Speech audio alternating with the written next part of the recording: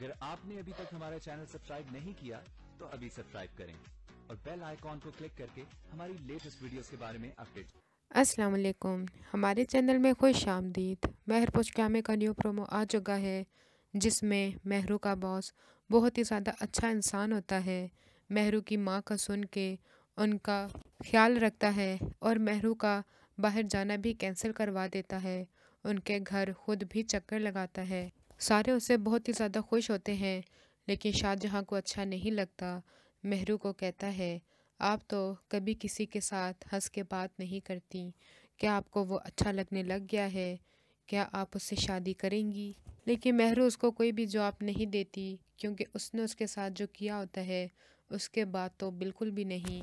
वो उससे माफ़ी मांगता रहता है, लेकिन वो उसको माफ़ करने के लिए तैयार नहीं होती। महरू का बॉस उसको प्रपोज करता है, वो एक्सेप्ट भी कर लेती है। उन दोनों की शादी का वक्त भी आ जाता है, लेकिन उस वक्त शाहजहाँ वही सब कुछ दोबारा से दोहरा रहा होता है जो कि उसने पहले से किया होता है। महरू बहुत ही ज़्यादा डर जाती है कि अब दोबारा से उसके साथ वही सब कुछ ना हो जाए। लेकिन इस बार इसका बॉस नईम की तरह का नहीं होता, जो कि हर किसी की बात पे यकीन कर ले और ज़िंदगी को बर्बाद कर दे। वो महरू का बहुत ही ज़्यादा ख्याल रखता है। उसे नहीं परवाह होता कि उसका माजी कैसा था। महरू उसके साथ बहुत ही ज़्यादा खुश होती है, लेकिन शाहजहाँ उसको फिर भी सुकून नहीं मिल पाता।